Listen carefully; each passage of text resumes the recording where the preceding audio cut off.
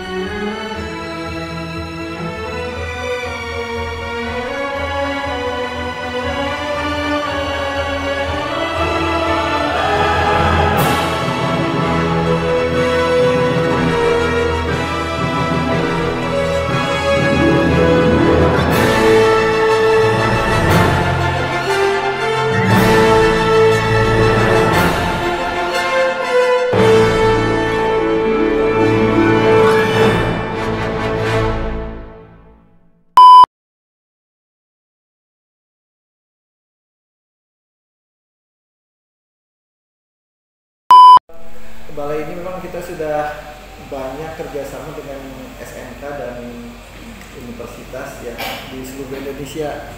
Jadi ya alhamdulillah SMK Samarinda sudah mendapatkan kesempatan ya untuk anak-anaknya magang PKL di sini, karena tidak semua SMK atau universitas yang mengusulkan itu masuk. Jadi bisa melakukan kegiatan di sini, saking banyaknya. Jadi ya kami juga mohon maaf, apalagi kemarin ya pada waktu COVID mungkin ada batasan-batasan, terus mungkin waktunya juga jadi terhambat ya karena ya bencana itu kan kita juga nggak tahu. Dan untuk kedepannya ya mudah-mudahan dari SMK Samarinda ini bisa terus mengirimkan siswanya ke sini, dan ada ininya, ada slotnya gitu. Karena memang banyak sekali waiting list, karena udah 2 tahun lebih ya kita tutup.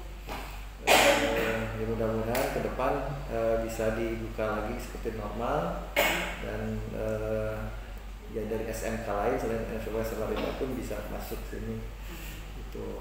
Dan kami mohon maaf bila nanti mungkin ada kendala, misalnya tidak ada slot atau apa Bu, karena kita juga ya saking banyaknya kita juga bingung juga kalau udah ini ya, udah kita soalnya dibatasin di sini mungkin untuk PKL magang itu sekitar 100 orang gitu. Nah, 100 orang ini kita pun agar tidak terlalu banyak. Nah dulu ya kita sampai 200 pun bisa. Tapi ya tadi selain kita memberikan kegiatan untuk anak-anak di lapangan, anak-anak juga kan harus dibina gitu ya. Jadi tidak asal tidak asal dikerjakan.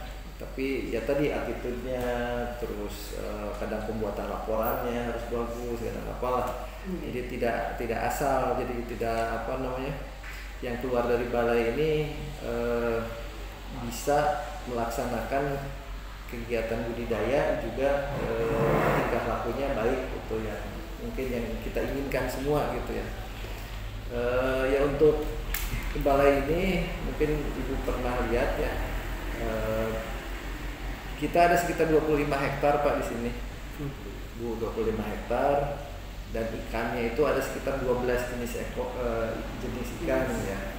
Nah, tiap ikan itu biasanya ada per kelompok. Jadi nanti anak-anak itu biasanya yang magang di sini itu dimasukkan ke kelompok-kelompok kerja. Misalnya di ikan nila nih, ikan nila, terus ada ikan lele, kelompok ikan lele, ada ikan hias. Nah mereka dimasukkan ke kelompok-kelompok itu dan melakukan kegiatan ya sehari-hari gitu, seperti pegawai kita. Jadi asumsikan mereka pegawai tapi ya minus honor mungkin ya itu.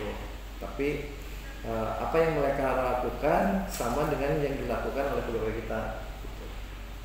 Jadi ya tidak ada yang di atas, harus semua nyemplung gitu.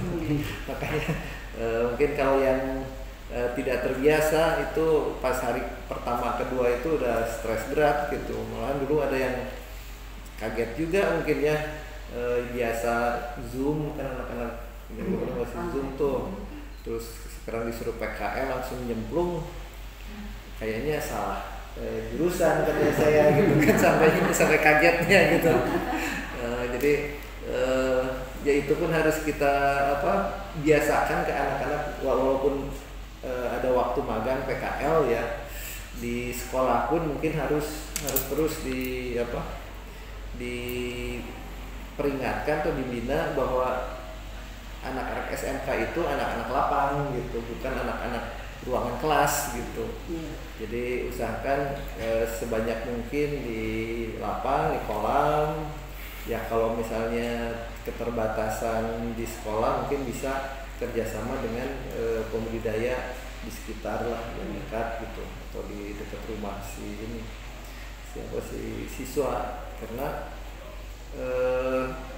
ya saya lihat sih ya banyak anak-anak karena yang kemarin COVID itu sampai lupa gitu. Saya kebetulan juga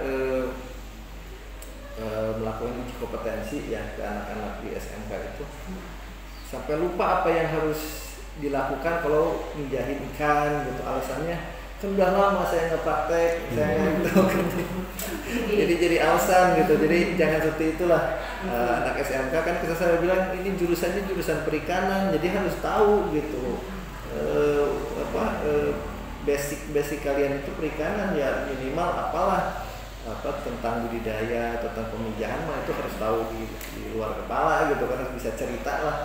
Nah, saya biasanya kalau untuk melihat anak itu bisa atau tidak, atau minimal memperhatikan kita belajar, suruh aja cerita tentang apa yang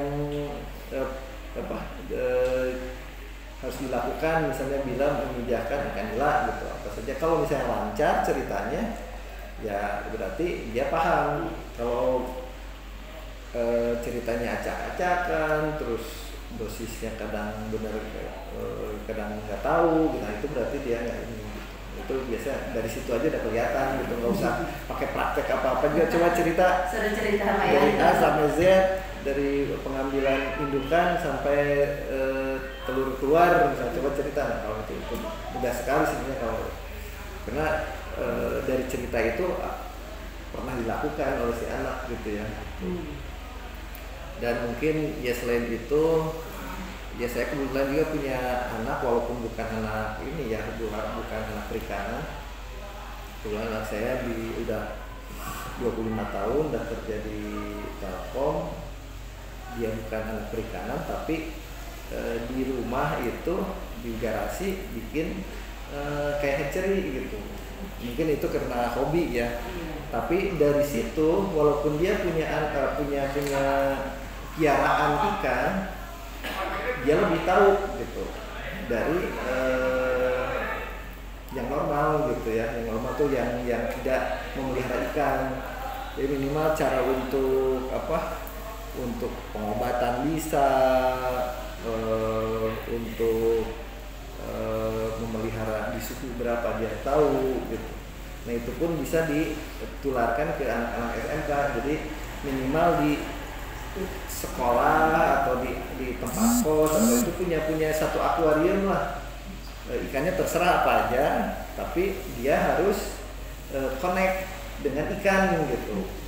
Kadang-kadang ya tadi cerita ikan tapi ditanya punya ikan kan di rumah, nggak punya, kan aneh juga gitu kan. Minimal oh saya punya ikan, nggak tahu saya pelihara ikan, walaupun itu ikan cupang atau ikan manfish atau koki, tapi dia punya gitu. Karena di situ si anak bisa mengembangkan diri gitu, bisa dari cara budidayanya, makannya, suhunya, terus sampai ke cara pemasarannya mungkin ya. Oh dia udah bisa jual beli gitu kan, itu kan lebih ini gitu.